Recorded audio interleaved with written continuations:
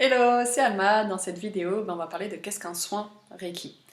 Bon, sachant qu'on reste en France, enfin je sais pas d'où vous me regardez, mais en France, on n'a pas le droit de dire soin tout seul. Hein. Voilà, parce qu'on ne soigne pas, bien entendu. Le Reiki, c'est une discipline parallèle. Si vous avez des doutes, allez voir un médecin. C'est juste, voilà, dans le lexique énergétique, on parle de soins Reiki. Donc heureusement, la loi française nous autorise à les mettre ensemble, ou soins énergétiques. Et je suis désolée si parfois je dis soins tout seul, remettez les choses en contexte, ce ne sont pas officiellement des soins. Donc voilà. Donc qu'est-ce qu'un soin Reiki? Un soin Reiki, tout bêtement, c'est une personne qui va aller se connecter à la source infinie de Reiki, d'énergie, qui va se positionner comme un canal en fait, comme un tuyau d'arrosage. Donc là, l'enjeu pour la personne qui canalise le Reiki, c'est d'être le canal le plus gros à la fois pour pouvoir prodiguer le plus possible d'énergie et le plus pur. Parce que si le canal est plein encore d'électricité dedans, et ben l'énergie ne va pas pouvoir bien passer, elle va pas bien pouvoir être prodiguée. Donc au niveau 1, on utilise essentiellement les mains. Donc en fait, l'énergie Reiki, elle va rentrer par le chakra couronne et elle va venir se stocker. Bon, l'énergie n'aime pas être stockée, hein, donc ça circule tout le temps, mais elle va venir remplir notre hara. Donc le hara, c'est le deuxième chakra, donc le chakra sacré. Voilà, nous on parle beaucoup des 7 chakras qui sont dans la tradition, je crois que c'est hindoue, enfin ça vient d'Inde en fait, cette notion de 7 chakras. Donc pour rappel, il y a le chakra, j'allais dire base, c'est en anglais, racine, en bas de la colonne vertébrale. Après, il y a le hara, le fameux, enfin donc le sacré. Donc celui-là, il est 3 doigts sous le nombril et à peu près au milieu Dans tous les cas, tous les chakras sont dans la Shushumna. Donc c'est un faisceau de lumière qui est autour de la colonne vertébrale, quoi, de là-haut à la base de votre colonne vertébrale. Donc vous allez imaginer un faisceau de lumière, voilà, ça c'est la Shushumna, et tous les chakras sont dedans, grosso modo.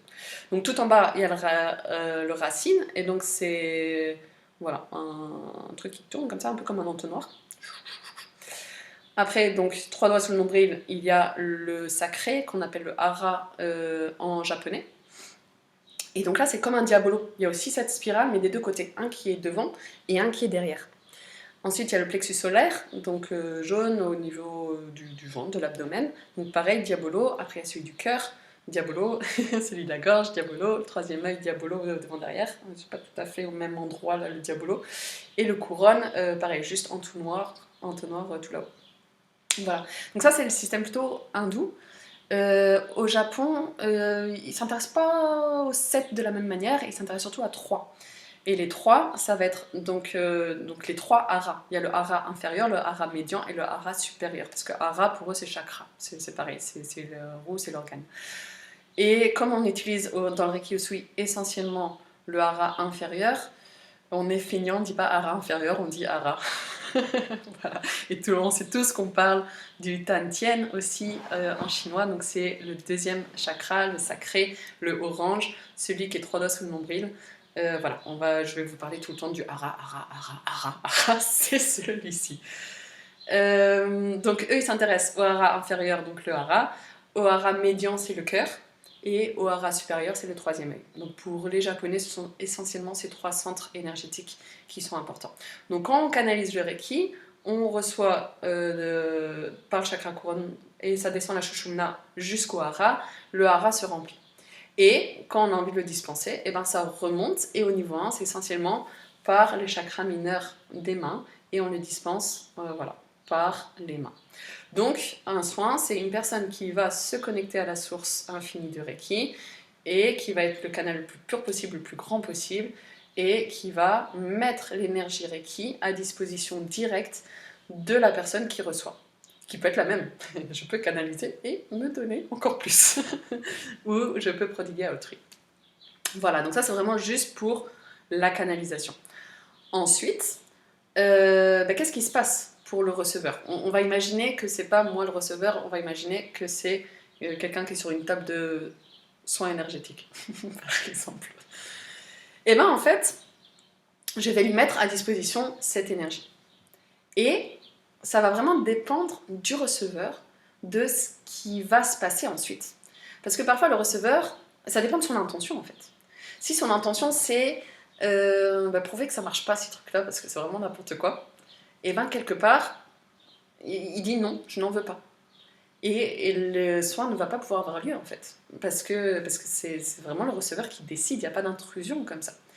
Si le receveur est en mode oh, j'en ai tellement besoin, pitié, et ben là, il va absorber. Et qu'est-ce qui va se passer? Donc en priorité, il va avoir une espèce d'équilibrage. Le premier truc qui va se passer, c'est que les endroits où c'est vraiment trop dense d'énergie, ben, ça va venir un peu les, voilà, les dissiper. Les endroits où ça manque cruellement d'énergie, ça va venir remplir.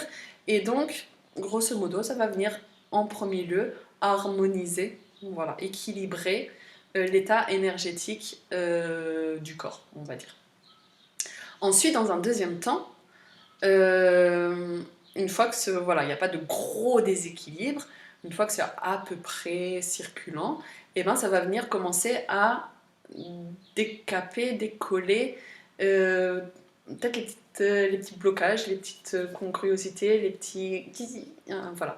Donc petit à petit, voilà, ça va amener à détacher tout ce qui n'est pas la lumière originelle, tout ce qui n'est pas notre être-té originel, tout ce qui n'est pas totalement aligné, en fait, tous ces petits traumas, tous ces petits trucs accumulés, petit à petit, ça va les amener à se dissiper.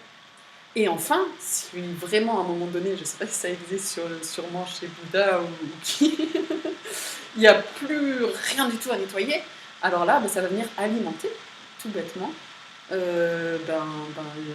l'être-té qui est déjà là, l'énergie qui est déjà là. Voilà, grosso modo, ce qui se passe pendant un soin. Il y a une personne qui se met totalement à disposition, qui essaie d'être le canal le plus pur, le plus gros possible, et qui va prodiguer l'énergie Reiki, mettre l'énergie Reiki à disposition de quelqu'un d'autre ou de soi-même. Et il y a la personne qui va absorber ou non, en fonction de son intention réelle et profonde. Et ce qui se passe aussi, en fait, c'est que c'est vraiment l'intelligence innée du receveur, de la personne, qui va prioriser, qui va... Voilà, le Reiki, on a dit, c'est intelligemment dirigé. Donc, le Reiki va rentrer en contact avec l'intelligence innée de guérison de la personne et voir ce qu'il y a à faire en priorité. Donc, ça va se positionner naturellement, tout seul, par le plus bloquant à l'épanouissement de soi, à l'émergence de soi. Voilà pour ça, et je vous retrouve bientôt dans une autre vidéo.